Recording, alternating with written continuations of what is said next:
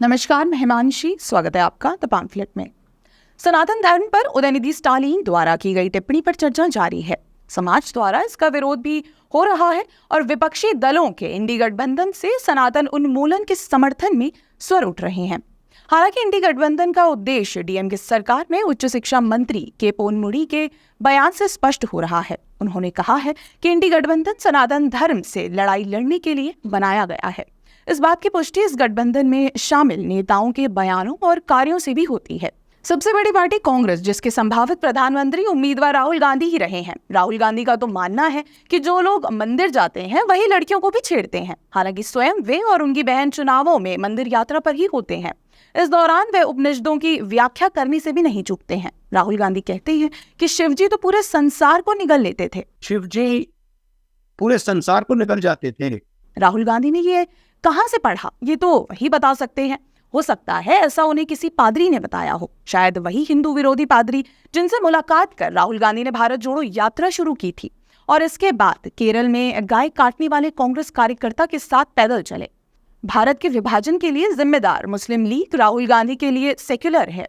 हिंदू और हिंदुत्व को अलग अलग बताना सनातन के खिलाफ राहुल गांधी के सबसे खतरनाक प्रयासों में से एक रहा है। ऐसा ही प्रयास करने के बाद मल्लिकार्जुन खड़गे कांग्रेस के राष्ट्रीय अध्यक्ष बने हैं। मल्लिकार्जुन खड़गे ने वर्ष 2019 में कहा था कि अगर मोदी जीत गए तो देश में सनातन धर्म ताकतवर हो जाएगा। और ऐसे मोदी जी को अगर और शक्ति मिलेगी देश में तो समझो फिर इस देश में सनातन धर्म और आरएसएस की हुकूमत आएगी। इसका अर्थ क्या ये नहीं कि खड़गे की लड़ाई सनातन से ही थी, है और रहेगी। इसी लड़ाई के चलते कर्नाटक चुनाव में खड़गे बजरंग दल और आतंकवादी संगठन पीएफआई को एक तराजू में रख रहे थे। आतंकवादी संगठन सिमी पर जब 2006 में प्रतिबंधित लगाया गया तो popular front of India PFI अस्तित्व में आया। पीएम मोदी भी इस संगठन के निशाने पर थे। आतंकी फंडिंग व अन्य अवैध गतिविधियों में शामिल पाए जाने के बाद कट्टरपंथी इस्लामी संगठन को पिछले वर्ष भारत में प्रतिबंधित कर दिया गया था। हालांकि बदलते हुए नाम एसडीपीआई से ये कर्नाटक की राजनीति में सक्रिय है। महत्वपूर्ण तथ्य ये है कि प्रतिबंधित आतंकी संगठन की इस शाखा से कांग्रेस पार्टी ने कर्नाटक विधानसभा चुनाव में गठबंधन किया था।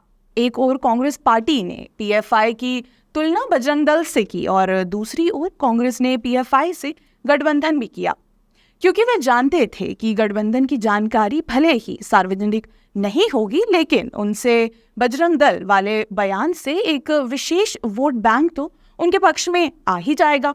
ऐसे ही वोट बैंक की राजनीति की सबसे बड़ी खिलाड़ी ममता बनर्जी की हिंदुओं से नफरत किसी से छिपी नहीं है।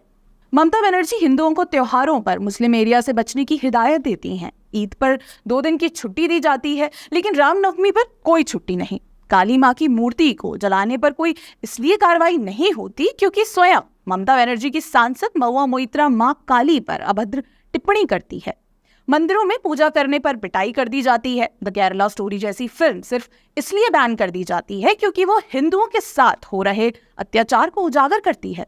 पश्चिम बंगाल में चुनाव तो सिर्फ हिंदुओं के खिलाफ भीषण हिंसा करने का एक मौका बन चुका है। स्थिति ये है कि पश्चिम बंगाल में जय श्री राम बोलने से पहले अनुमति मांगे जाने की घटनाएं सामने आ चुकी हैं। बंगाल की तर्ज पर अब बिहार में भी यही हो रहा है, जहां इंडी गठबंधन के नेता नीतीश कुमार मुख्यमंत्री हैं। हिंदुओं का शोभा यात्रा निकालना लगभग असंभव हो चुका है। शोभा यात्रा पर पत्थरबाजी होती है, लेकिन कोई कार्रवाई नहीं। कार्रवाई कैसे होगी जब राज्य के शिक्षा मंत्री ही रामचरितमानस को गालियां देते हैं? इस हिंदू विरोधी स्टैंड से ही नीतीश सरकार ने नए दोस्त हासिल किए हैं। हाल के दिनों में तमिलनाडु की स्टालिन सरकार और बिहार की नीतीश सरकार के बीच नजदीकियां बढ़ने का एक बड़ा कारण दोनों का हिंदू विरोधी स्टैंड रहा है। दरअसल हिंदू विरोधी राजनीति का एक लाभ ये होता है कि हिंदू वोटर्स के नाराज होने की संभावनाएं कम रहती हैं, लेकिन गैर हिंदू वोटर्स का ध्रुवीकरण हो जाता है। दिल्ली में अरविंद केजरीवाल ने भी यही रणनीति अपनाई। अरविंद केजरीवाल का यादगार ट्वीट है जिसमें एक प्रतीकात्मक चित्र में झाड़ू लिया हुआ व्यक्ति स्वास्तिक चिन्ह को खदेड़कर भगा रहा है। उन्होंने तभी अपना उद्देश्य स्पष्ट कर दिया था।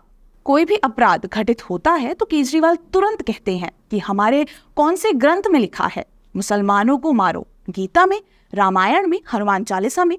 लेकिन अपराधी जब गैर हिंदू हो तब केजरीवाल चुप्पी साध लेते हैं।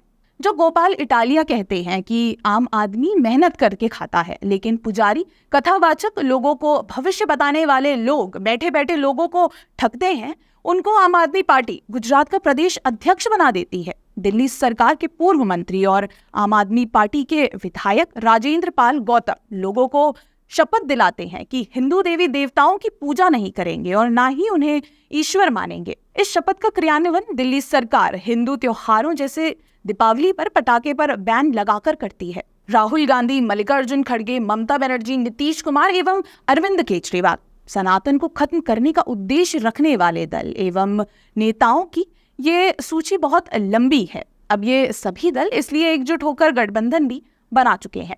इस गठबंधन में कांग्रेस के बाद सबसे बड़ी पार्टी डीएमके है। वर्तमान में तमिलनाडु में इसी पार्टी की सरकार है।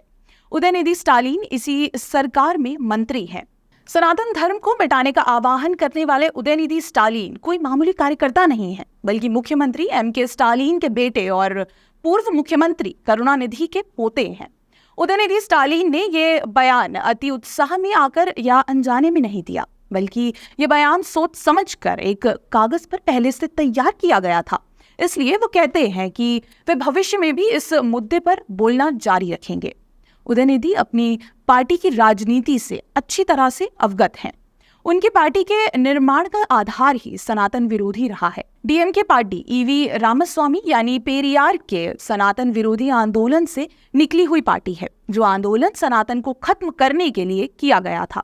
पेरियार खुलेआम हिंदू धर्म ग्रंथ जलाते थे। 1927 के एक भाषण में उन्होंने कहा, भारत में आने के कुछ ही समय बाद ईसाइयों ने हमारे लोगों को एकजुट किया, उन्हें शिक्षा दी और खुद को हमारा स्वामी बना लिया। दूसरा, हमारा धर्म जिसे भगवान द्वारा बनाया गया और लाखों करोड़ों साल पुराना कहा जाता है, वो मानता है कि उसके अधिकांश लोगों को अपना धर्म ग्रंथ नहीं पढ़ना चाहिए। यदि कोई इस आदेश का उल्लंघन करता है तो धर्म ग्रंथ पढ़ने वाले की जीभ काटने, सुनने वाले के कानों में शीशा पिघलाकर डालने और सीखने वालों का हृदय निकाल लेने जैसे दंड दिए जाते हैं। पेरियार का मानना था कि हिंदी लागू होने के बाद तमिल संस्कृति नष्ट हो जाएगी और तमिल समुदाय उत्तर भारतीयों के अधीन हो जाएगा।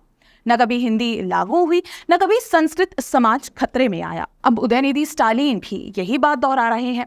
उदयनिधि को लगता है कि ऐसा करने से राजनीतिक रूप से वे पेरियार एवं करुणानिधि के समकक्ष दिखेंगे। उदयनिधि कहते हैं कि तमिलनाडु में पिछले 100 सालों में सनातन धर्म के खिलाफ आवाजें उठाई जाती रही हैं।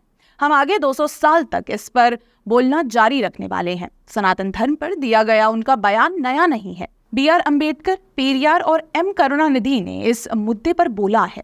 उदयनिधि की इस विचारधारा का इंडी गठबंधन से कोई विरोध सामने नहीं आया। गठबंधन के सभी नेताओं ने लगभग उनका समर्थन ही किया है। जिन्होंने कुछ कहा नहीं, उन्होंने मौन रखकर समर्थन दिया है। डीएमके नेता ए राजा और पूर्व वित्त मंत्री पी चिदम्बरम के बेटे कार्ति चिदम्बरम ने तो उदयनिधि के समर्थन में सनातन को और अधिक भला बुरा कहा है। इंडी गठबंधन के नेताओं ने उदयनिधि के इस बयान के बचाव में अपने अपने तर्क दिए हैं। कुल मिलाकर इस इंडी गठबंधन में अब सनातन विरोधी होने की भी होड़ लग चुकी है। ज्यादा प्याज खाने वाली कहावत तो आपने सुनी ही होगी।